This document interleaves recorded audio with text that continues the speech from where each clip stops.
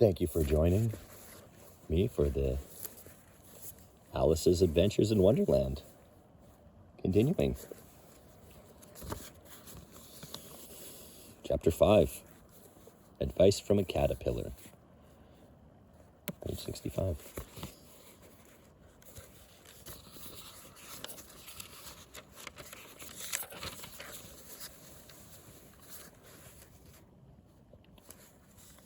Chapter 5. Advice from a Caterpillar. The caterpillar and Alice looked at each other for some time in silence. At last, the caterpillar took the hookah out of its mouth and addressed her in a languid, sleepy voice. "Who are you?" said the caterpillar. This was not an encouraging opening for a conversation. Alice replied rather shyly, I hardly know, sir, just at present. At least I know who I was when I got up this morning, but I think I must have been changed several times since then." "What do you mean by that?" said the caterpillar. "What do you mean by that?" said the caterpillar sternly. "Explain yourself." "I can't explain myself, I'm afraid, sir," said Alice, "because I'm not myself, you see." "I don't see," said the caterpillar. "I'm afraid I can't put it more clearly," Alice replied very politely, "for I can't understand it myself. To begin with, and being so many different sizes in a day is very confusing." "It isn't," said the caterpillar. "Well, perhaps you haven't found it so yet," said Alice, "but when you have to turn into a chrysalis, you will someday, you know, and then after that into a butterfly, I should think you'll feel it a little queer, won't you?" "Not a bit," said the caterpillar. "Well, perhaps your feelings may be different," said Alice. "All I know is it would feel very queer to me." "You!" said the caterpillar contemptuously. "Who are you?" Which brought them back again to the beginning of the conversation. Alice felt a little irritated at the caterpillar's making such very short remarks, and she drew herself up and said very gravely, "I think you ought to tell me who you are first." "Why?" said the caterpillar. Here was another puzzling question, and as Alice could not think of any good reason, and as the caterpillar seemed to be in a very unpleasant state of mind, she turned away. "Come back," the caterpillar called after her. "I've something important to say." This sounded promising, certainly. Alice turned and came back again. "Keep your temper," said the caterpillar. "Is that all?" said Alice, swallowing down her anger as well as she could. "No," said the caterpillar. Alice thought she might as well wait, as she had nothing else to do, and perhaps, after all, it might tell her something worth hearing. For some minutes it puffed away without speaking, but at last it unfolded its arms, took the hookah out of its mouth again, and said, "So you think you're changed, do you?" "I'm afraid I am, sir," said Alice. "I can't remember things as I used, and I don't keep the same size for 10 minutes together." "Can't remember what things?" said the caterpillar. "Well, I've tried to say, how doth the little busy bee, but it all came different," Alice replied in a very melancholy voice. Repeat. You are old, Father William, said the caterpillar. Alice folded her hands and began.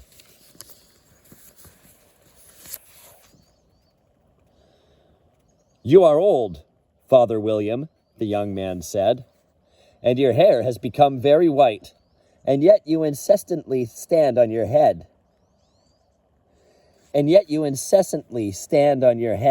Do you think at your age it is right? In my youth, Father William replied to his son, I feared it might injure the brain. But now that I'm perfectly sure I have none, why, I do it again and again. You are old, said the youth, as I mentioned before, and have grown most uncommonly fat. Yet you turned a back somersault in at the door. Pray, what is the reason of that? In my youth, said the sage as he shook his gray locks, I kept all my limbs very supple. By the use of this ointment, 1 shilling the bause. Allow me to sell you a couple. You are old, said the youth, and your jaws are too weak for anything tougher than for anything tougher than suet. Yet you finished the goose with the bones and the beak. Pray, how did you manage to do it? In my youth, said his father, I took to the law and argued each case with my wife. And the muscular strength which it gave to my jaw has lasted the rest of my life.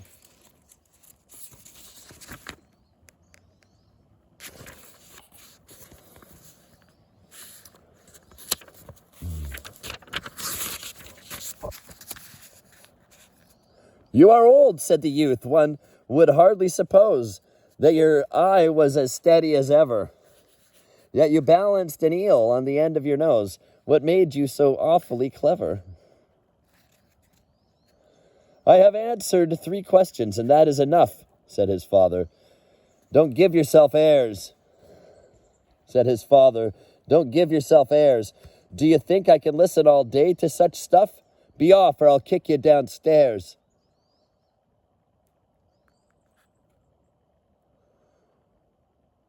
That is not said right, said the caterpillar. Not quite right, I'm afraid, said Alice timidly. Some of the words have got altered. It is wrong from beginning to end, said the caterpillar decidedly, and there was silence for some minutes. The caterpillar was the first to speak. What size do you want to be? It asked. Oh, I'm not particular as to size, Alice hastily replied. Only one doesn't like changing so often, you know. I don't know, said the caterpillar. Alice said nothing. She had never been so much contradicted in all her life before, and she felt that she was losing her temper. Are you content now? Said the caterpillar. Well, I should like to be a little larger, sir, if you wouldn't mind, said Alice. 3 inches is such a wretched height to be. It is a very good height indeed, said the caterpillar angrily, rearing itself upright as it spoke. It was exactly 3 inches high. But I'm not used to it, pleaded poor Alice in a piteous tone. And she thought to herself, I wish the creatures wouldn't be so easily offended. You'll get used to it in time, said the caterpillar, and it put the hookah into its mouth and began smoking again. This time Alice waited patiently until it chose to speak again. In a minute or two, the caterpillar took the hookah out of its mouth and yawned once or twice and shook itself. Then it got down off the mushroom and crawled away into the grass, merely remarking as it went, One side will make you grow taller, and the other side will make you grow shorter. One side of what? The other side of what? Thought Alice to herself. "Of the mushroom," said the caterpillar, just as if she had asked it aloud, and in another moment it was out of sight. Alice remained looking thoughtfully at the mushroom for a minute, trying to make out which were the two sides of it. And as it was perfectly round, she found this a very difficult question. However, at last she stretched her arms round it as far as they would go and broke off a bit of the edge with each hand. "And now which is which?" she said to herself, and nibbled a little of the right-hand bit to try the effect. The next moment she felt a violent blow underneath her chin. It had struck her foot. She was a good deal frightened by this very sudden change, but she felt that there was no time to be lost. Sorry. She was a good deal frightened by this very sudden change, but she felt that there was no time to be lost, as she was shrinking rapidly. So she set to work at once to eat some of the other bit. Her chin was pressed so closely against her foot that there was hardly any room to open her mouth. But she did it at last and managed to swallow a morsel of the left-hand bit. I'm sorry, listeners. Here we go. Her chin was pressed so closely against her foot that there was hardly room to open her mouth, but she did it at last and managed to swallow a morsel of the left-hand bit.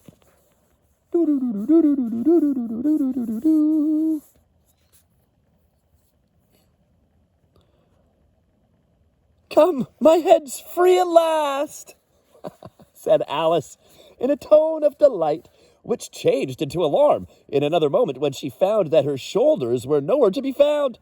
All she could see when she looked down was an immense length of neck, which seemed to rise like a stalk out of a sea of green leaves that lay far below her. "What can all that green stuff be?" said Alice. "And where have my shoulders got to? And oh, my poor hands, how is it I can't see you?"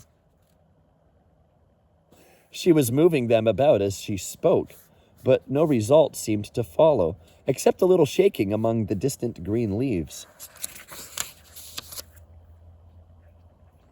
As there seemed to be no chance of getting her hands up to her head, she tried to get her head down to them, and was delighted to find that her neck would bend about easily in any direction, like a serpent. She had just succeeded in curving it down into a graceful zigzag, and was going to dive in among the leaves which she found to be nothing but the tops of the trees under which she had been wandering, when a sharp hiss made her draw back in a hurry. A large pigeon had flown into her face and was beating her violently with its wings. "Serpent!" screamed the pigeon. "I'm not a serpent," said Alice indignantly. "Let me alone." "Serpent, I say," repeated the pigeon, but in a more subdued tone, and added with a kind of sob, "I've tried every way, and nothing seems to suit them." "I haven't the least idea what you're talking about," said Alice. "I've tried the roots of trees, and I've tried banks, and I've tried hedges," the pigeon went on, without attending to her. "But those serpents, there's no pleasing them." Alice was more and more puzzled, but she thought there was no use in saying anything more until the pigeon had finished.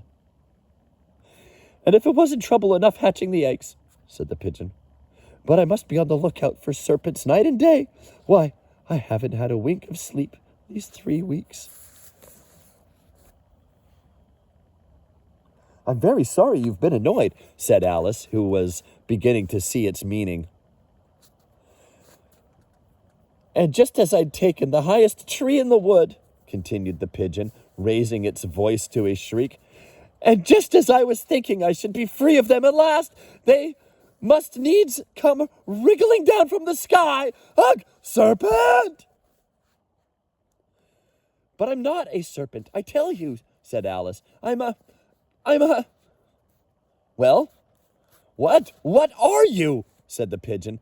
I can see you're trying to invent something. I'm a little girl, said Alice, rather doubtfully, as she remembered the number of changes she had gone through that day.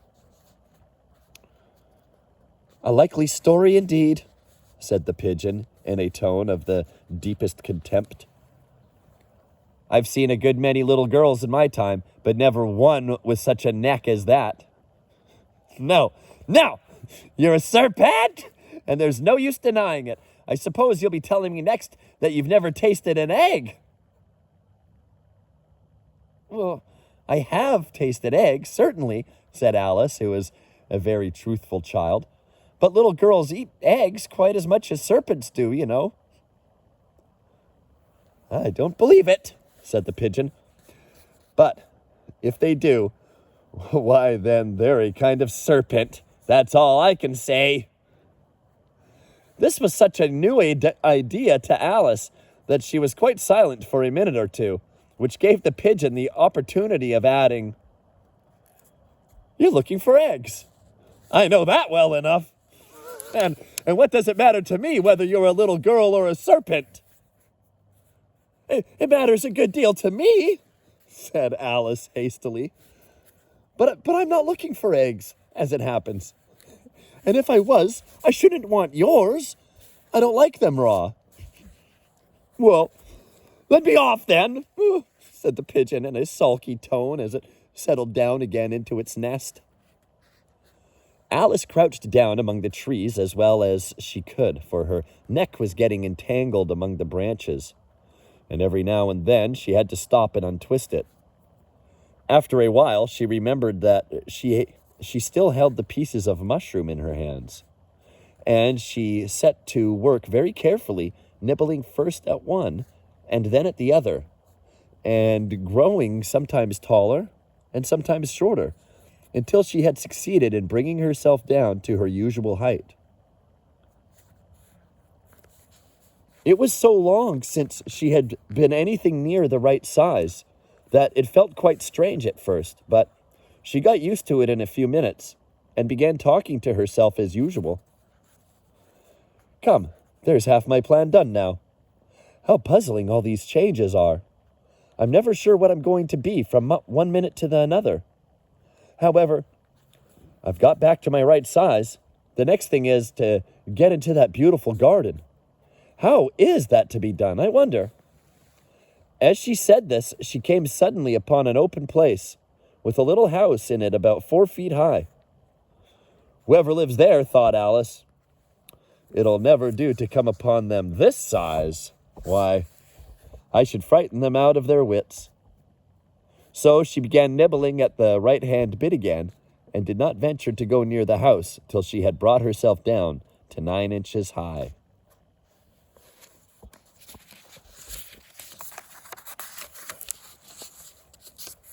End of chapter 5.